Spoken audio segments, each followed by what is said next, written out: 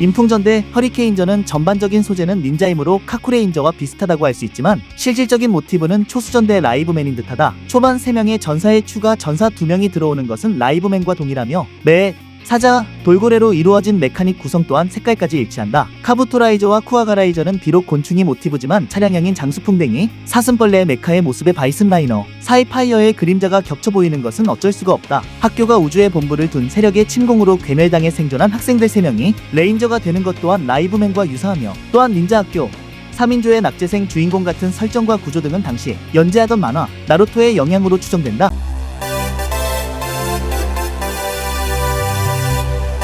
통룡전대 아바레인저는 5명의 전사와 10마리의 폭룡과의 교감을 통한 15인 전대가 초기 기획이었다. 기획대로 폭룡들에게는 자아와 언어 능력이 부여되었다. 또한 마침 공룡붐이 불던 시대여서 이때부터 공룡전대 타이틀에 걸맞게 공룡의 종류가 다양해졌는데 듀레인저에서 쓰인 티라노사우루스 트리케라톱스 프테라노돈 브라키오사우루스는 물론 안킬로사우루스 파라사우룰로포스 파키케팔로사우루스 스테라코사우루스 스테고사우루스 등 우리에게 대중적으로 친숙한 공룡들도 이때부터 얼굴을 비쳤으며 디메트로돈 케찰코아틀루스 등도 나온다. 이를 이어받아 큐류저에서는 랩터 수장용 스피노사우루스 등이 나오며 유소우저에서도 미라가이아나 모사사우루스 등이 나온다. 그리고 현 시점에서 본작은 공룡전대 중 유일하게 트리케라톱스가 아닌 다른 강룡류가 모티브인 메카 및 프테라노돈이 아닌 다른 익룡이 모티브인 메카가 나오는 작품이 되었는데 폭룡 스티라코사우루스는 이름처럼 스티라코사우루스가 모티브고 폭룡 카스모실도는 카스모사우루스가 모티브며 폭룡 톱게이라는 투푹스와라가 모티브고 무강령 람포골드는 람포링쿠스가 모티브다. 왕구 기미그로는 백수전대 가오레인저에서 최초로 선보인 멀티 합체의 모터 동력 전달 시스템을 접목시킨 폭룡 조인트라는 것을 선보여 가오레인저 이상의 흥행을 꾀했지만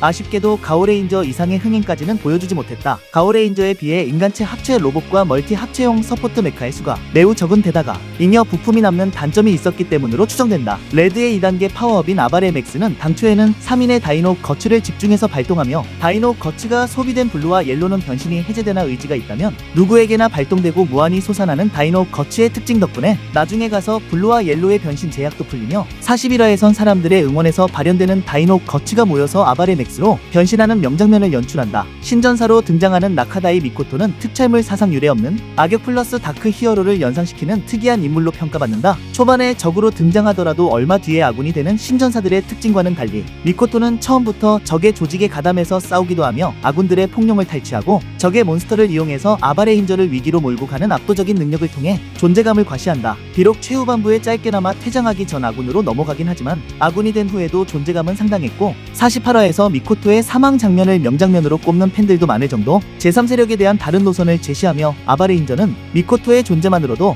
굉장히 높은 평가를 받는다. 그로 인해 미코토의 인기는 초전자 바이오맨의 바이오 헌터 실바를 능가하는 초인기 악역이 되었다.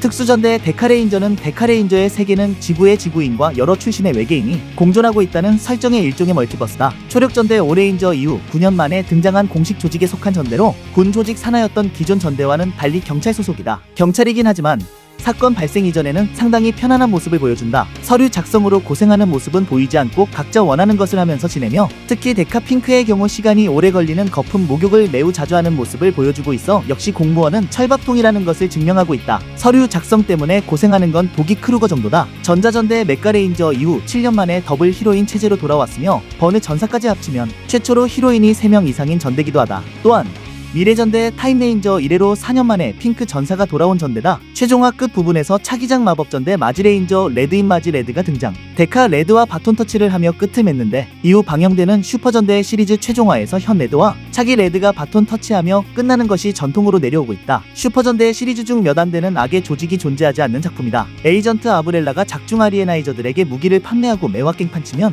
데카레인저가 그것을 막는 전개. 작중 아리에나이저는 모두 따로 노는 범죄자들이다. 영웅 본색 등 553 감독 영화에 오마주가 많은 데에 이는 와타나베 카츠야 감독이 553 감독을 존경하기 때문이다. 다른 작품에서도 종종 따라했지만 이번엔 완전히 각 잡고 오마주한 것이다.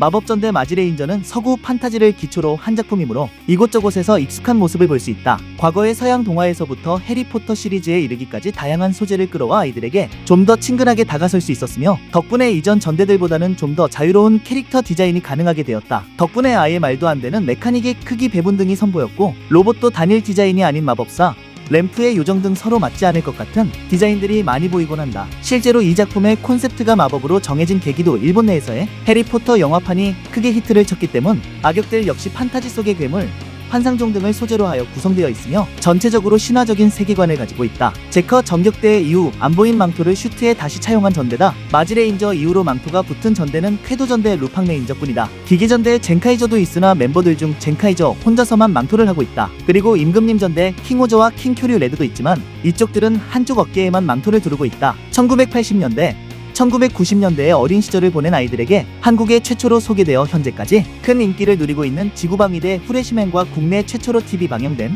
무적 파워레인저가 있었다면 2000년대 초중반의 어린 시절을 보낸 이들에게는 파워포스 레인저와 파워레인저 매직포스가 있다고 할 수 있다. 사실 단순 인기도만 따졌을 때 마지레인저 따위는 이전 세대 히트작인 지구방위대 후레시맨이나 무적 파워레인저에 한참 못 미친다. 그럼에도 불구하고 마지레인저의 네임밸류가 국내에서 소위 전설로 통용되는 저 두 작품과 대등하게 평가받는 가장 큰 이유는 4차 대중문화 개방 때문이다. 토에이가 제작한 슈퍼전대 시리즈가 파워레인저라는 시리즈명으로 수입되었을 당시가 국내의 특촬물 시장이 막 열리기 시작했을 무렵인데 이 스타트를 끄는 매직포스가 제대로 히트를 쳐버리면서 시리즈 전체를 부각시키는데도 일조하고 이후의 작품들도 지속적으로 수입해서 방영할 수 있게 해준 1등 공신 격작품으로 등극한 것. 후레시맨과 무적 파워레인저조차도 대중성의 부족과 당시의 인식 부재로 인해 슈퍼전대의 시리즈 전체를 부각시키지는 못했는데 마지레인저 덕분에 2005년부터 20년이 넘는 꽤나 오랜 기간 동안 한국의 특촬 시장을 슈퍼전대 시리즈가 독식하고 있다고 보아도 무방하다. 따라서 이 작품을 보고 자란 90년대생 00년대생들에게 이 작품은 최고의 전대 작품으로 꼽히는 경우가 많으며 파워레인저 중 매직포스를 알고 있다는 사람도 상당수다. 가부타크,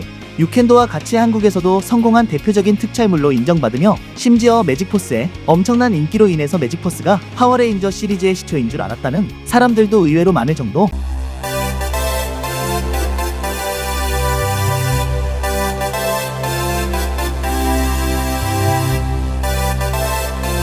갱갱전대 보우켄저는 30번째 작품이라고 하는 점이 의의가 있어 기존의 틀을 깨는 다양한 시도가 들어갔지만 예상외로 핀트가 잘 맞지 않아서 약간 고전. 총 수익은 전작인 마법전대 마지레인저보다 낮다. 한국에서는 챔프TV, 애니원에서 2007년 7월 16일에 파워레인저 트레저포스란 이름으로 첫 방영하였다. 아무튼 30대 기념작이라는 명목하에 다양한 실험 요소가 들어간 본 시리즈는 안 좋은 것까진 아닌데 위의 문제점들 덕에 반응은 그럭저럭이나 나. 인기를 끌어서 인지도 자체는 있는 작품이다.